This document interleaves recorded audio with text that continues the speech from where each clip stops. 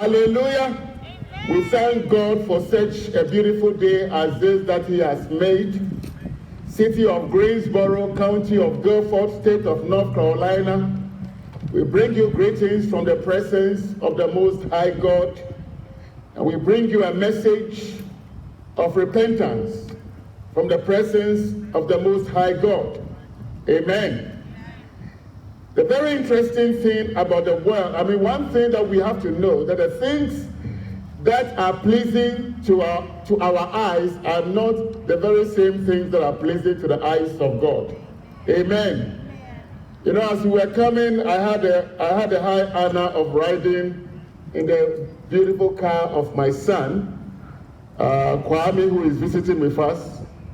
And as we were coming, there was this news item on NPR, and they were celebrating the fact that football season has come, and they were excited. You know, so I told them, just turn it up a little bit. The reason why I want to hear what the people of this earth see as their idol or as their God. Because all of a sudden, it's a news. NFL is coming. And you can tell where the hearts of the people are. In football, in entertainment, in basketball, those are the things that we celebrate so highly.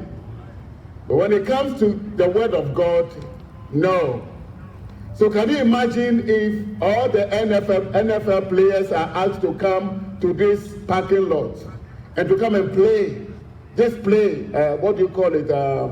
pick up football.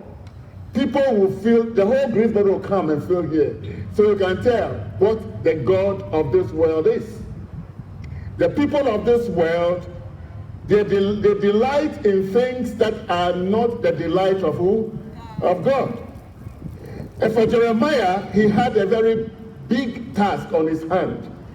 He was to go and proclaim a message to a people who have turned their back to God. A people whose focus, whose desire, and whose everything is diametrically opposite to that of God. And so all the time when Jeremiah was preaching and proclaiming to them the gloom and doom, the judgment of God that was to come upon them, they were asking, what have we done? Hello? What have we done? And that's the same question that they will be asking me, Pastor Pimple. The city of Greensboro will say, what have we done? The Guilford County will say, what have we done? North Carolina will say, what have we done? And America will say, what have we done? We don't see anything that we have done.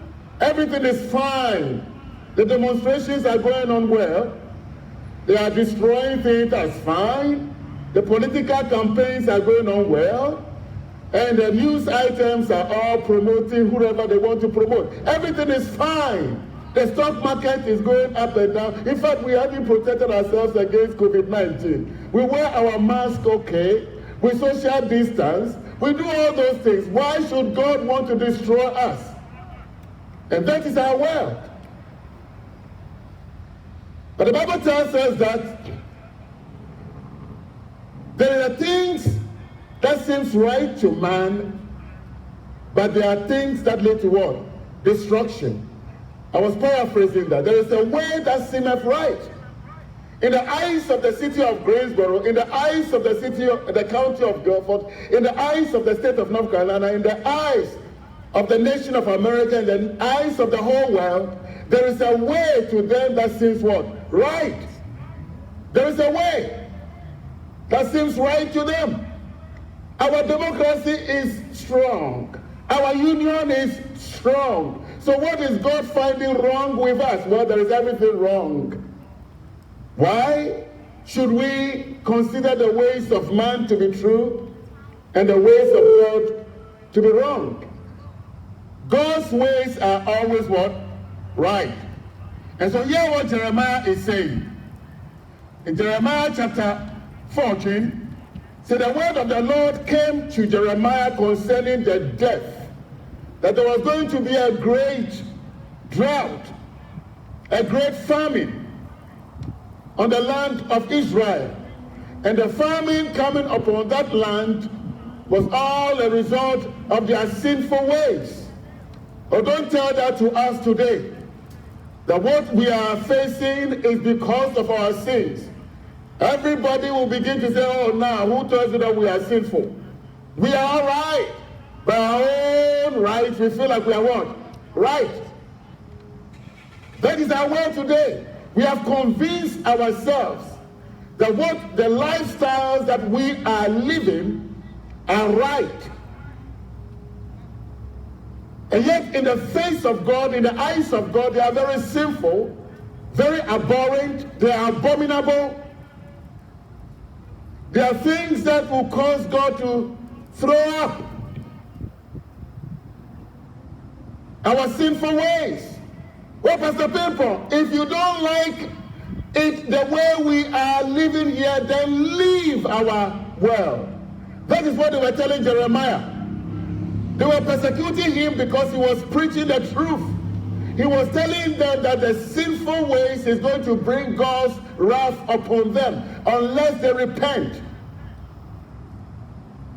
It said, Judah mourns, and the gates thereof languish. They are black unto the ground, and the cry of Jerusalem is gone up. Why? Because of the sinful ways of Jerusalem, of Israel, their lives, their sinful lifestyle, which is a picture image, a mirror image of what we have today in our city, in our county, in our state, in our world. Today, our lives, our lifestyles are even worse than that of Israel. And if during those days they were so bad that God will want to bring judgment upon them, what do you think of us today? What do you think of us today? Oh, Pastor Pimple, how do you know? Football season has come. We are going to celebrate. NBA, we are going to celebrate. Celebrate, all right. And their nobles have sent their little ones to the waters. And the little ones came to the pits and found no water. They returned with their vessels empty. They were ashamed and confounded and covered their heads, because the ground is chapped. The ground is chapped. If you look on the parking lot today, even though we've fixed it a little bit, but it looks so chapped. You can see cracks everywhere. And that is how it was then, when God brought famine upon the land of Israel because of their sin. Because of their sinful ways, God caused the rain to cease. And everything around them became so dry. My beloved, just as Israel then, we as a city, we as a county, we as a state, we as a nation, and we as a world are also going through a severe drought. A severe drought. Our hearts are chapped. Why? COVID-19 has stricken our world today. Just as the drought to strike, the drought struck Israel. And we are all chapped to the heart. Every one of us is afraid. We don't know when COVID-19 will come knocking on our doors. We are afraid. Why? Because of our sinful ways. Oh yes, we'll blame it on some scientific something that has gone wrong, all right? Because we always find it convenient to place the blame either on science, on the weather, on something else, as opposed to our sinful ways and our ways that are displeasing to God. And so we keep on wallowing in our sin. We keep on wallowing in our sins and placing blame on others. We are struggling because somebody is not giving me or giving us something. My beloved, no human being is your savior. The only savior is God Almighty, and is the one against whom we have sinned. And whatever we are experiencing today, whether it started many, many years ago, it points to one thing: the fallen nature of man. We are sinful, and not unless we repent and turn from our wicked ways, we will continue in this plague, wallowing in sin. He said, yea, the hand also carved in the field and forsook it. When the deer gave birth to their little ones, they forsook their little ones. Why? Because there was no way they could find water for them to drink, nor could they find grass for them to graze on, so they forsook them. It was that severe. And the same is COVID-19 today. My mother-in-law passed. We were not able to have a fitting send-off memorial service for her. We had to go to the cemetery, and everybody standing social distancing for fear of what? COVID-19. Oh, Pastor Pimpo, how can you relate this to this? Oh, it relates to it. We could not celebrate it. In certain areas, even the family members cannot even go around. It's only 10 at a social distance. But beloved, it is only God who can deliver us from this. But the only way that He will is when we recognize the fact that we are falling, and that we are forsaking Him, and that we are living in a sinful way, that we have established abominable characters and conducts, lifestyles that we condone and we love so much. Politicians put their blessings upon those abominable lifestyles so that they can get your votes. So they tell you homosexuality is okay, adultery is okay, all kinds of violent acts is okay. Because they don't want to run the risk of losing your vote. Abortion is okay. It's okay. As long as it is not affecting their children, it's what? It's okay. That is what we are living in. We glorify sin just as in the days of all the children of Israel were glorifying sin, and they refused to see their wrongs, and they refused to see their sins. Rather, they were blaming Jeremiah. They were calling him the prophet of doom. They will have nothing to do with him. They wish that the earth will open up and bury him alive. Why? Because he was pointing out their evil ways. My beloved city of Greensboro, county of Guilford, state of North Carolina, and nation of America, we as a people have to acknowledge our sinful ways. Israel refused to, and they incurred the wrath of God, to the extent that God even told Jeremiah not to pray for them anymore. Can you imagine when God says that don't pray for these people, because if you pray for them, I will not hear? Have we passed that threshold as a nation? Have we crossed that threshold as a city? Have you crossed that threshold as a county, as a state, where God will not hear anyone's prayer for our nation anymore because of our sinful ways? The multitude of blood that we have spilled, the many sinful ways that we have invented, and we keep on inventing new ones every now and then, when we glorify sinful pleasures. Why? Because that is what makes us money. As I listened to a man who came to speak, he was interviewed, and I was asking myself, how much money does this man make? Perhaps millions. As a professional football player, where does he live? Does he live among the poor people? Does he live among the people who he claims perhaps is advocating for and spending some of his money with them? Perhaps not. He may be living in a place where they live in glass houses, and no poor person is allowed to build an apartment complex anywhere near them. And yet these are the people who say that they are your advocates. And they encourage our sinful and wicked and rebellious acts, thinking that that is well-pleasing to God. And God says that these ways are not my ways.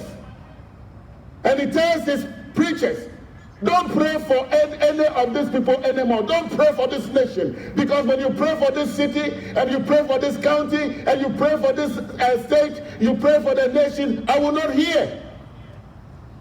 And to the extent that he went to mention names, he said, look, even if Moses stood before me, and prayed, chapter 15, if Moses stood before me and prayed, I will not hear. Oh, I pray that we will have not reached that threshold. I pray that we have not even crossed it. Because if we get to that place, it becomes very, very desperately disastrous for us. For how can you and I live in a place where God has removed himself far away from us? It could be that we are at that place at this moment where God removes himself away from us. Our nation will be plunged into chaos, into violence, into destruction. Our nation will be plunged into things that are not appealing or pleasing to the human eyes. May the Lord spare us that destruction. Hallelujah. May the Lord spare us, my beloved. He said, oh Lord, it's Jeremiah praying. Oh Lord, though our iniquities testify against us, do thou it for thy name's sake, for our backslidings are many. We have sinned against thee. Do we acknowledge our sins at all as a city? Do we acknowledge our sins at all as a county? And do we acknowledge our sins at all as a state, as a nation, and as a world? When was it that we acknowledged our sins? When was it that we declared a national day of fasting and praying and crying unto God, turning our lives around? The Lord have mercy and spare us. When was it? We haven't.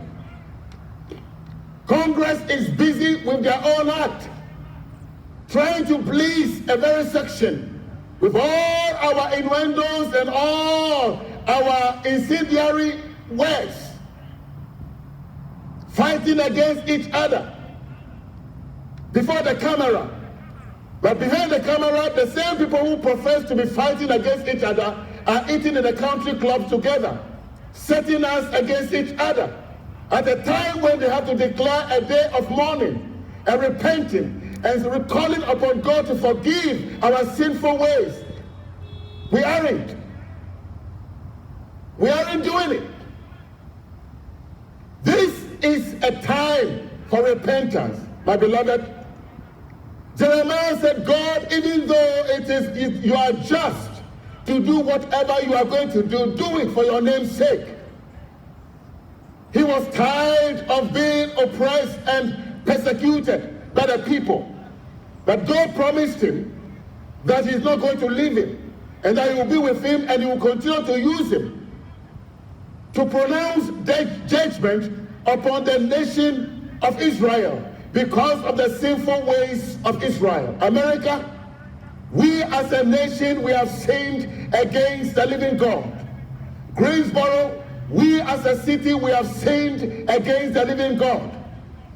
Guilford County, we as a county, we have sinned against the living God. And we as a state of North Carolina, we have sinned against the living God.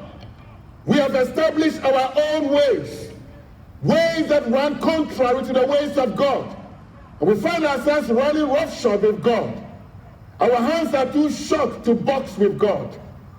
We only need to repent and turn from our wicked ways and acknowledge our sinful ways to God. Our sinful ways of extortion, oppression, murder, lying, oh my, lying, professional lying.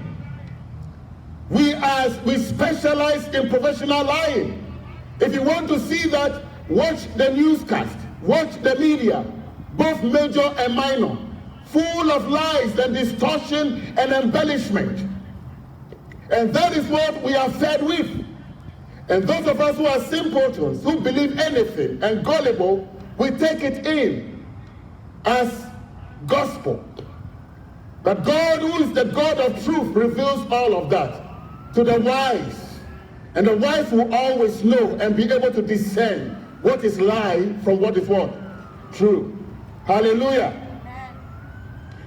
The word of God says he's so angry with Israel that he's fed up with them. And that he was going to destroy them. To the extent that he tells the prophet Jeremiah, don't even marry in Jerusalem. Can you imagine? Their sinful ways were so abhorrent, so much so that God will not have his servant, the prophet, marry anybody from that land. Because he said every single one of them was going to be destroyed. Have we reached that place yet? Where the ministers of the gospel who are walking upright with God will be instructed not to marry anybody from this land or from the world? It could be that we are there. But do we even care? Hallelujah. Do we even care?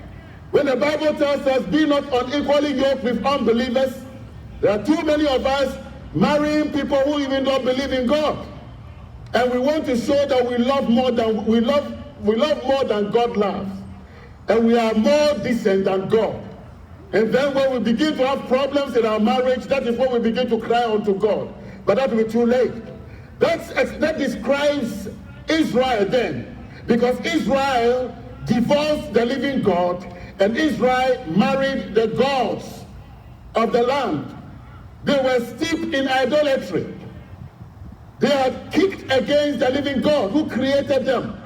The God who brought them from the land of Egypt, out of the land of bondage. They kicked against him. In fact, they kicked him out of the country. Just as today we kicked God out of our world. We've kicked him out of our school. Can you imagine? Your little girl sitting in a classroom and is being taught something called comprehensive sexual education. Mama Kamala, you are a teacher. Comprehensive sexual education. Teaching our children that homosexuality is right. Teaching our children transgenderism is okay. Teaching our children lesbianism is okay. Teaching our children abortion is okay. So your child grows up having this in his mind. How can that child give his life to God through Jesus Christ? How can that be? So our children are being trained to reject God from infancy in the classrooms. So how can God be in a place like this? We've already kicked him out. Prayer is not allowed. Prayer is not allowed. But if somebody comes from Hollywood with the corrupt music and corrupt songs and corrupt poetry or whatever it is, yes, they are allowed. They can come and teach your children in the school, polluting their mind. That is the culture of our city, our county, our state, and our nation, and our world today. Everything that comes from the kingdom of darkness is okay. It is promoted in our schools, promoted in our offices, promoted everywhere. It is allowed. But don't bring prayer. Don't bring the Bible. As I have been telling you just more recently, one guy on the national television, national channel, saying that Jesus Christ was not perfect. That guy sits there and pontificating that Jesus Christ is not perfect. If that is being taught to our children in the classrooms, how would you think our children who want to serve God when God says that be holy, even as I am holy, and they have been told that Jesus is not perfect? So they'll be asking, what kind of holiness does Jesus want me to assume if he's not perfect? So you see how God has been thrown out and we are worshiping idols. We have embraced the gods and the idols of this world. So then are we too far away from the judgment of God? Are we too far away, or should we be treated better than Israel that suffered from that great drought? And not only the drought, but the Bible, the word of God says that they were going to be sent into exile. They'll be scattered all over because God does not want them to be on his land. God is going to throw them out. Are we also near being thrown out? We have been visited upon by an invincible army called the COVID-19. And so many of us are running helter-skelter. We are running to find shelter. We have shelter behind this thing that we call, what do you call it, face mask. We're hiding behind face mask because we think face mask is our savior. Face masks have become our savior. I wonder how many people, those who have died, I wonder how many of them died, had contracted COVID-19 whilst wearing the mask. They will not tell us, because they know if they tell us, it defeats whatever they are trying to achieve. But to be fair, if they could tell us the truth, that this person died, he contracted COVID-19 whilst wearing the mask, and this person died whilst not wearing a mask, so we can know. That is called truth. But if all that we hear is that he died of COVID-19 and nobody knows whether he was wearing a mask or not, then we have a problem. Hallelujah. Hallelujah. The Bible says they shall know the truth, and the truth will do what? Set them free. The Lord does not want us to be ignorant of what is going on. Sin is what brings a nation down. Sin is what brings a people down. Sin is what invites pestilences and all the things that we see going on. It's because of our sinfulness, our sinful nature, the wickedness of our hearts, the malice that has filled our hearts. When a human being can sit in a laboratory and is manufacturing something he knows that is going to be used to kill human being, a fellow human being, how do you call that? You call that love and goodness? When a human being is sitting in a lab and is manufacturing, he's coming up with some bacteria. He takes a little bit of that virus that was used in AIDS, a little bit of AIDS virus, a little bit of H1N1 virus, a little bit of SARS virus, and he says, I'm going to mix it together to make something more potent. And then add on top of that a little bit of COVID-19. And then he said, this is what we're going to use as a biological weapon upon these people. When a human being is thinking about this and is being sanctioned by governments, is that called goodness or wickedness? That is what we are talking about. In Jeremiah chapter 17, I want us to read, I'll be concluding on that. Jeremiah chapter 17, verse 1. The sin of Judah is written with a pen of iron. The sin of Judah. Could it be that our sins have been written with a pen of iron? City of Greensboro, County of Guilford, State of North Carolina, Nation of America, and the world at large. Could it be that in the book of the living God, our sins have been written with an ink that is made of iron, that cannot be wiped clean? No wonder God tells Jeremiah, don't pray for them. No wonder he says, even if Moses stands before me, I will not hear the prayer, because the sins of Israel are so much so that I cannot forgive them. My beloved, could it be our sins are written with iron ink? Just let's meditate upon this a little bit. It is high time that we as a people repent and turn away from our flatteries. We flatter ourselves too much. We live in flatteries. When a human being can open and say, oh, I am good. Who tells you that you are good? If Jesus Christ himself, no man can call me good. We say, I am good. We keep on flattering ourselves. I am good. Oh, we are a good nation. Oh, we are a Christian nation. No, don't say that. Let others be the ones to say that you are good. By your character, I don't say by their fruits they shall be what? No. Don't flatter yourself. We live in too much flatteries. No wonder we can't find, we are not able to say that we have sinned. Israel was flattering themselves. They were flattering themselves.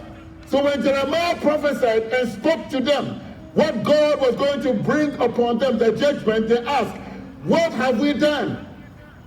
They could not wrap their minds around that judgment that was going to come upon them.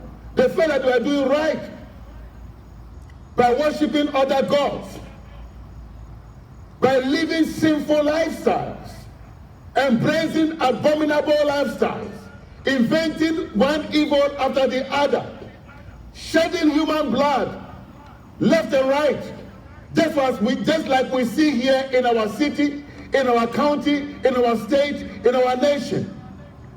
Not a single day passes without you hearing the masses of people have been killed. Go to Chicago, they are killing themselves. Go to New York. Just this past Sunday, a couple just came from New York and they told me, Pastor, we are moving away from New York. We are moving away. These are people that I heard from this past Sunday. We are moving to Greensboro from New York because every day they are shooting, they are killing, they are shooting, they are killing. These are people who have witnessed it with their own eyes. We don't need the media to cover up those things to make somebody look good. It is happening. Wickedness is all around us. Blood is being spilled. This is sinful. So if God says about Israel that their sins, he said Judah's sins are written. Judah's sin is written with a pen of iron and with the point of a diamond. It is graven upon the table of their heart and upon the horns of your altars. That is, their sins are so obvious that even the blind can see. Their sins are so obvious that the blind can see. That even the deaf can even hear. The deaf can hear. And the mute, if you want to open their mouth and begin to say, why are you all doing this? That is how sinful Israel was then. And my beloved, we are no better than Israel.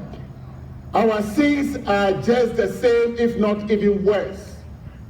Because we are a people who legalize sinful ways. We are a people who advertise sinful ways. We are a people who celebrate sinful ways. We celebrate sin.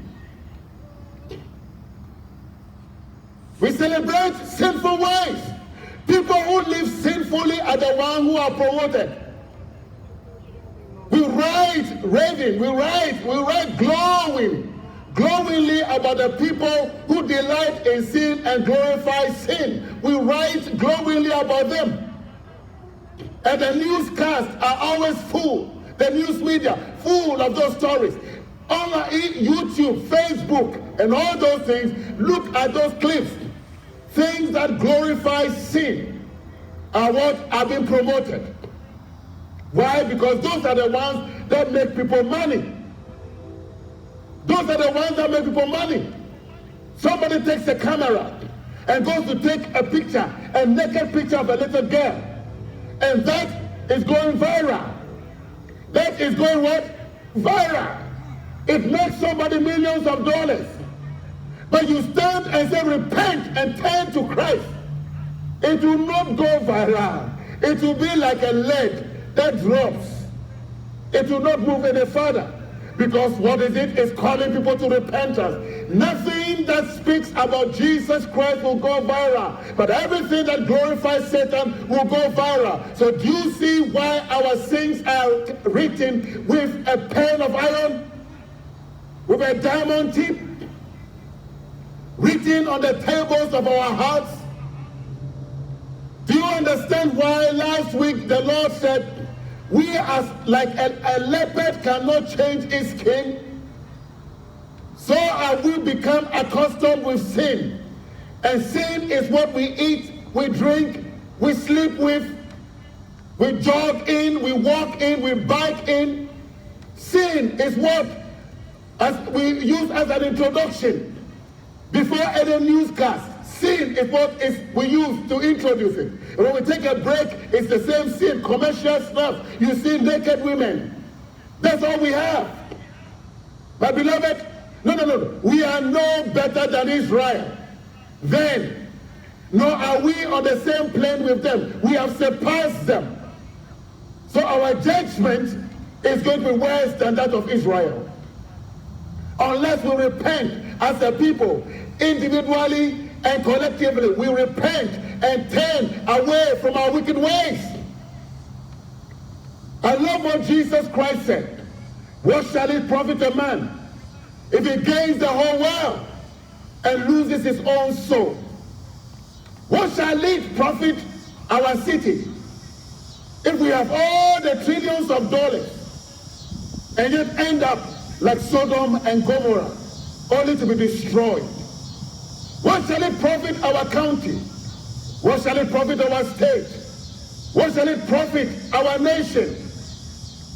If we have all the trillions and zillions, if there be something like that, of dollars, and we are known as the richest country on earth, and yet end up looking like Sodom and Lebanon, and Sodom and Gomorrah combined, only to find ourselves being destroyed, and that without remedy.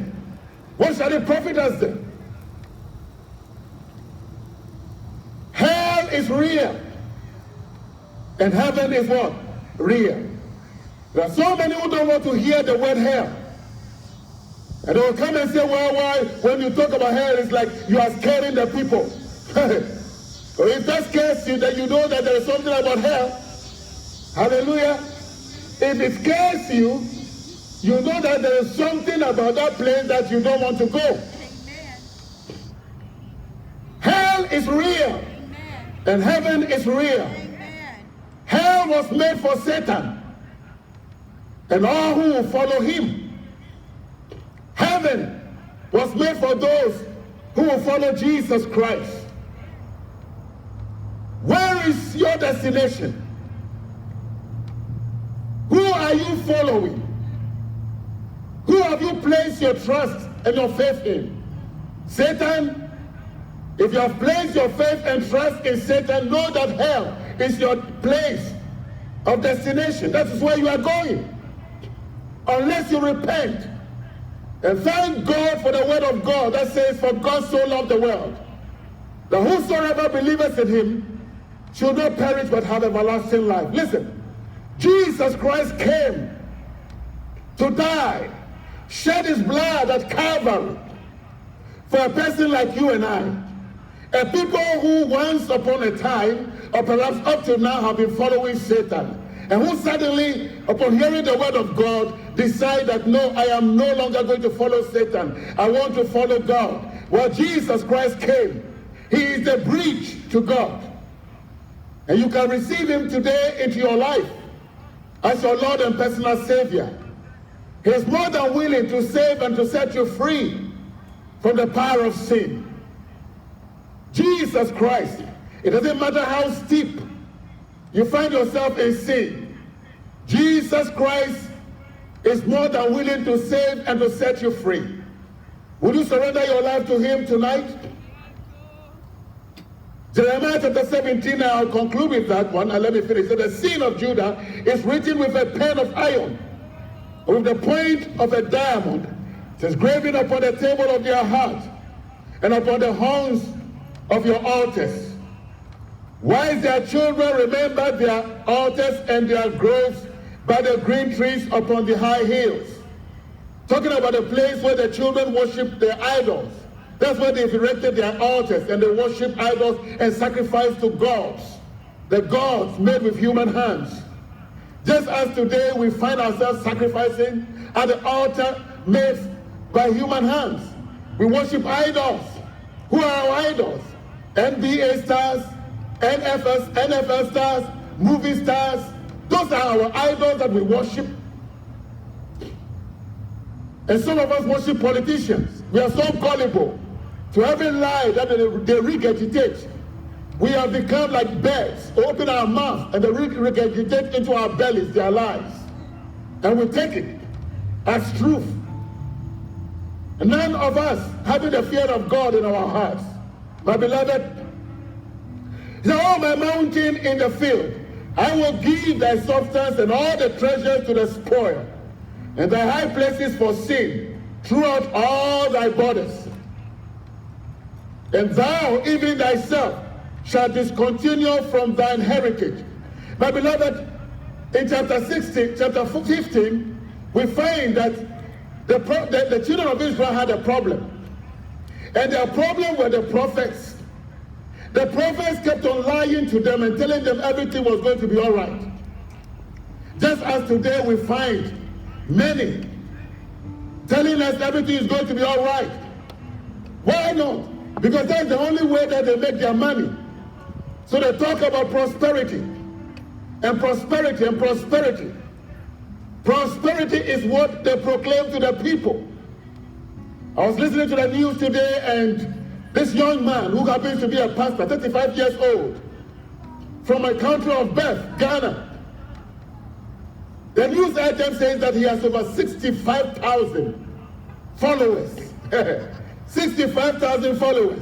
And when you hear that, you say, this is a man of God. Isn't that true? No. Just because somebody has 65,000 followers doesn't make him a man of God. Let's disabuse our mind of that. Just because somebody has 65,000 followers, 1 million followers, and 1 billion followers doesn't make that person a man of God. It doesn't. It doesn't. He woke up in the morning and took a gun. This 65,000 man with 65,000 followers, with a big church in Florida, wakes up in the morning, follows his estranged wife to her place of work, and unloads 7 bullets into that young lady. I don't know what kind of anointing is that. 65,000 members. The Bible tells us, broad is the way, many are those who follow. Is that right? Yes. Broad is the way, many are those who follow. We live in a world today that people they follow where the crowds are. Where the masses are is where everybody wants to go. So 60 million followers, 60,000 followers. We want to go to the place where they tell us what we want to hear. And so now, who do they follow? The man who is in jail, are they going to, of course, there'll be some who will be following him even in jail.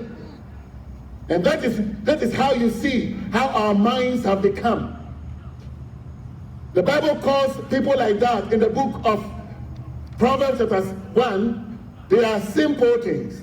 They say, how long will you continue to be a simpleton who is so gullible and follows all kinds of lies? The prophets kept on deceiving the children of Israel, even though they were living in sin, kept on assuring them that God was going to bless them. Does it sound like America to you and I? Does it sound like Greensboro?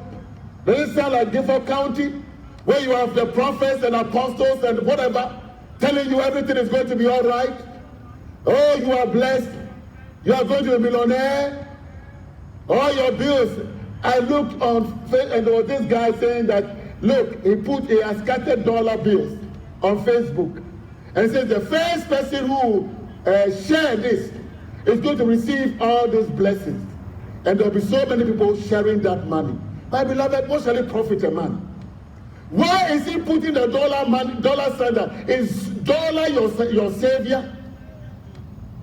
Is the dollar your savior? Why is he spilling? This is a man who just recently, not too long ago, last year, they brought somebody in a casket to his church that the person was dead. Only to find out that that person was somebody working for them who pretended to be dead. And he went and prayed for that person to resurrect from the dead. How gullible can you be? And that is what Jeremiah was decrying. He was telling the people. And God told him that the prophets and the priests, the apostles, they are the ones also helping in the sinful ways of Israel. Just as today we have so many of us who are helping in the sinful ways of both our cities, our state, our county, and our nation. We glorify every lifestyle. We don't see anything wrong. We are afraid to preach against sin. So many of us have joined in the chorus in saying that it's okay for a man to marry a man and a woman to marry a woman and a woman to change her gender from a woman to a man and a man to change her gender from whatever. We say it is okay. We give our blessings to it. Even we bring them to our sanctuary and we are the ones who bless them. Man and man, look in the face of a man wearing mustache and another man wearing mustache and beard. And you say, the two of you shall be one. From what Bible? Is it from the word of God? Where God says that for this cause a man shall leave his father and mother and go and be joined to his wife and the two shall be one. And where God says that be fruitful and what? Multiply. Where in the history of this world have you heard a man getting pregnant and giving birth to a child? And where have you heard two women together, one gets pregnant and gives birth to a child? Wisdom is crying in the streets. And there are so many of us walking the streets, working in top places with high status, whatever it is, and we have not a little bit of wisdom. Because we fail to realize that it is highly impossible. Oh, but Pastor people, they can go and adopt. Adopt? Who do you want to get pregnant? Labor for 9 months. Labor in the intensive care unit sometimes, going through C-section. Who do you want to go through that and give birth to a child and you go to adopt that child and turn that child looking like you to practice your lifestyle? Oh, Pastor Pimpong. Oh, no. Pastor Pimpong, God called me to bring out that which is evil. To call sin, sin. To call sin, sin.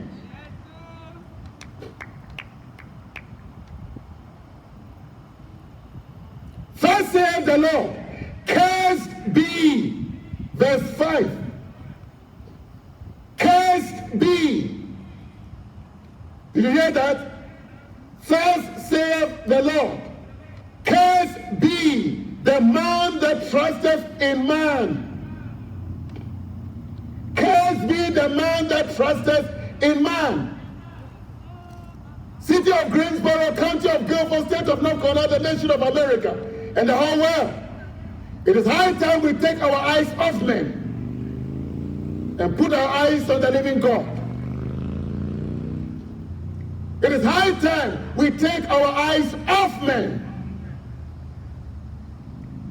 and put our eyes on the living God, to set our affections on God, the living God alone.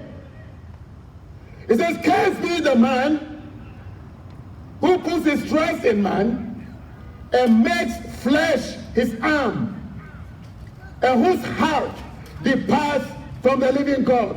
Whose hearts depart from the living God. Whose hearts depart from the living God. America, our hearts have departed from the living God. We've put our trust in men for far too long. We have put our trust in men for far too long. Coronavirus breaks. In who do we put our trust? In a man. He tells us one thing today, tomorrow he comes and he says, sorry, I have to change. He even wouldn't say sorry. He has never apologized. Try and error. And that is what we put our trust in man. We have not seen any reason why we have to repent and seek God's face for God to be the one to direct us. Rather, we will conveniently place our faith in the hands of a man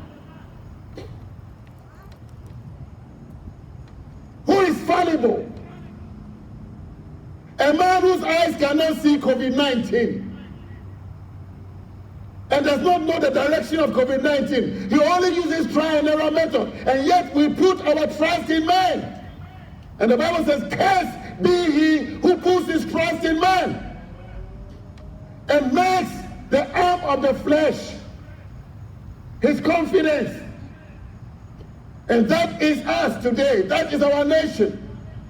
We put our trust in man. We believe in guns more than we believe in the living God. We believe in guns more than in the living God. We put our trust in men more than in the living God. And that is going to be our demise and our destruction. The only one who can save us is the Lord God Almighty. He said, for he shall be like the heath in the desert, and shall not see when good comes, but shall inhabit the parched places in the wilderness, in a salt land not inhabited. But blessed is the man that trusteth in the Lord, and whose hope the Lord is. For he shall be as a tree planted by the waters, and shall spread, and thus spreads out her roots by the river, and shall not see when heat cometh, but her leaf shall be green, and shall not be careful in the year of drought, neither shall cease from yielding fruit. This is where I got the name of my son, Kwame. So I called him Tometi, a tree planted by the waterside. He will never see when drought comes, as long as he puts his faith and his trust in the living God. Hallelujah. Verse 9. The heart is deceitful. Did you all hear that? The heart, the human heart, is deceitful. The human heart is deceitful, my beloved. The heart is deceitful above all things. Look at that man, that pastor. Once upon a time, he told his wife he loved him. And then suddenly, he takes gun, unbeknown to the wife. Maybe when he got there, he went to the bank, he wanted to see my wife. The woman comes out, they take a walk, and then he just takes the gun out and discharges 7 bullets in a woman that once upon a time he claimed to love. The heart is deceitful above all things. That's why I've kept on talking about, don't put your trust in any man. Don't. There are so many of them that live by flatteries. Husbands flattering their wives, wives flattering their husbands. That's why I don't like to hear flatteries. Flattering words. You tell somebody 1 second ago, oh, you are this, you are that, trying to flatter the person. And then a second after, you fly off the person, speaking harshly against the person. That is how the heart is. It's desperately what? Wicked. It's deceitful. The heart is deceitful. Politicians come telling you one thing, and so many of us have become so gullible. We buy into their lies and their deceit. The heart is deceitful. And it says, the heart is deceitful and it is desperately wicked. Did you hear me? Yes. The heart is desperately what? Wicked. It is deceitful. It is desperately wicked. I can't stress that enough, because the Lord will have the whole of America to hear this and the whole world to hear it. The heart is deceitful. The heart is desperately wicked. No one knows it. He says, Who can know it? Who can know the heart? No one can know the heart. You can live with a woman or a man for 100 years, and you will never know the heart of that man or woman. I've seen people who have been married for 50 years, only to hear that they are having divorce. What happened? After all these 50 years, why are you suddenly divorcing? The heart is desperately wicked. That woman who was married to her husband, a man, for 5 years, when they had a wedding, I can hear her, maybe I can see her even with crocodile tears in her eye. Oh, I love you. I'm going to do everything for you. I'll be with you. Then 5 years later, she goes to work and she sees another woman, somebody looking like her. And she says she hears a voice telling her that that is the one she has to marry. Can you imagine that? The heart is deceitful and desperately wicked. She comes home, divorces her husband, and goes to marry that woman. A woman marries another woman. Who do you think is behind that? God? No. It's Satan. The heart is deceitful. It is desperately wicked. Who can know it? The Lord searches the heart. I, the Lord, searches the heart. God says he searches the heart.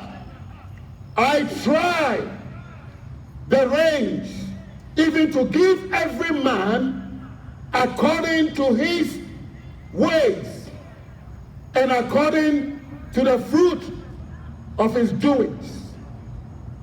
God knew the heart of the children of Israel, how desperately wicked their hearts were, how they kept on flattering God. They were sinning, and they will come to God and confess. They will sin, come to God and confess. They will sin, come to God and confess. They will sin, come to God and confess. They will sin, come to God and confess. They will sin, come to God and confess. Oh my, I wish I had musicians who can catch this, who can be with me in the spirit. When they see this, they begin to play. Hallelujah. Hallelujah. They will sin, come to God and confess. They will sin, come to God and confess. They will sin, come to God and confess. They will sin, come to God and confess. And God said, I have had enough of that. Just like us today. We sin today, we come tomorrow, we confess. We go back and sin, come to God and confess. And God says, I have had enough of that. Enough of it. We call it willful sin. So God said, I'm bringing my judgment upon Israel. I am going to cast them out of my sight. I will not hear any prayer on their behalf. Even if Moses prayed, I will not listen. My beloved, is that where we are today as a people? Is that where we are as a nation? Is that where we are as a world? Perhaps we have crossed the threshold. We have come to a place where God has had enough. In this climate of cancel culture, some even have attempted to cancel God. We say Jesus Christ is not white. Well, we are not worshiping anything, any human. Paul says that we know no man after what? The flesh. Do we? We know no man what? After the flesh. But we see Jesus Christ, the Son of the living God, the express image of God. Whether he is black, white, yellow, green, that is not an issue.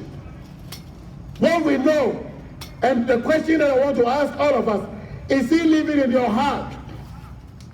Because when Jesus Christ comes to live in your heart, he will transform your life so that it has not become any issue of whether it is black or white. Because it is not a person. It is not somebody that you can hold with your hand. He is living in you by the power of the Holy Spirit. And it changes your life and my life. Hallelujah. It is not flesh and blood. It is not flesh and blood. We are talking about the crucified Lord, Jesus Christ, the God incarnate. And today, He is standing at the door of your heart. He wants to come into your life. Jesus Christ wants to come into your life. He wants to set you and I free. He wants to deliver us from the judgment that is about to break upon our nations. Yes, the judgment of God is coming.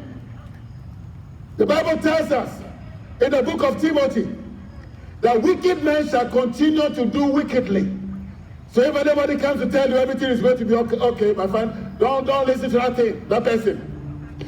The Bible says that when they shall say peace, peace, peace, then cometh sudden destruction. 2 Thessalonians. So don't let anybody deceive you. Wicked men are going to continue to do wickedly, and destruction will become rampant. Evil shall become rampant, because we are approaching the end times.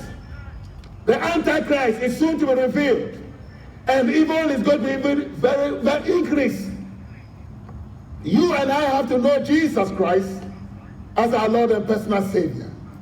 City of Greensboro, County of Guilford, State of North Carolina, Nation of America, our only hope, our only hope, our only hope is Jesus Christ.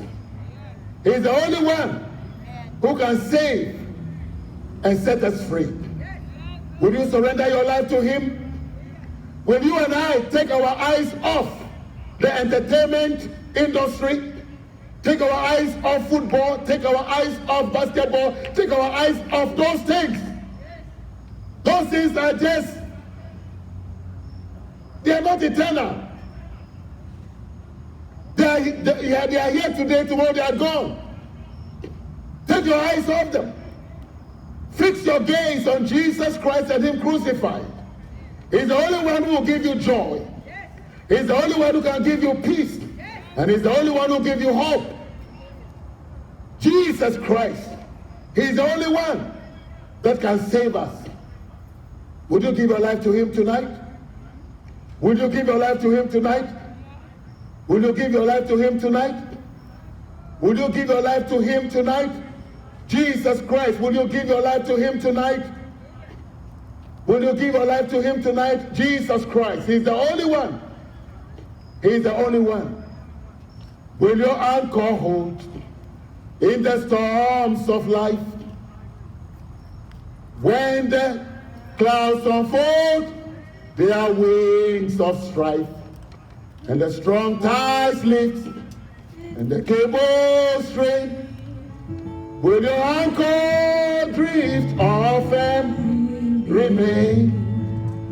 We have an anchor that keeps the soul set, but the shore where the billows roll, fastened to the rock, which cannot move, grounded firm and deep in the Savior's love.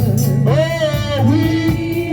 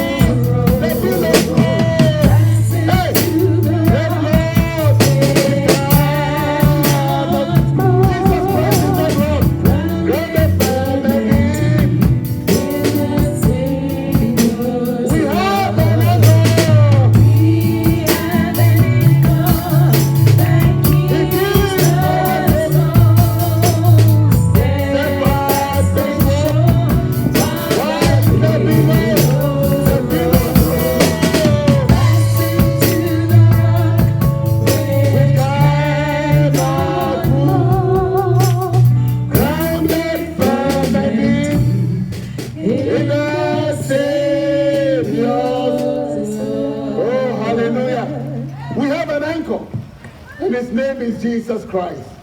Father, we thank you for your word. We pray that your word that has come forth, your word that is quick and powerful, sharper than any two-edged sword, piercing into the dividing of the bone and the marrow, your word that separates the soul from the spirit, the joints from the ligament, your word that is the discerner of the thoughts and the intents of men, that this word of God, my Father, in Jesus' name, will bring deliverance to the souls that have heard it. Your word will bring deliverance, will bring breakthroughs in the nations, that many will surrender their lives unto the living God through Jesus Christ and him crucified. Thank you, Father, for your word. Thank you, Father, for your word. Thank you, Father, for your word. Thank you, Father, for your word. Thank you, Father, for your word. May your word shake the very foundation of the city of Greensboro, shake the foundation of Guilford County, shake the foundation of North Carolina, shake the foundation of America, shake the foundation of the whole world, and bring salvation. In Jesus Christ's name I pray. With thanksgiving and the sense of God, we shall say, Amen. Grace and peace to you all, and God bless you. Hallelujah.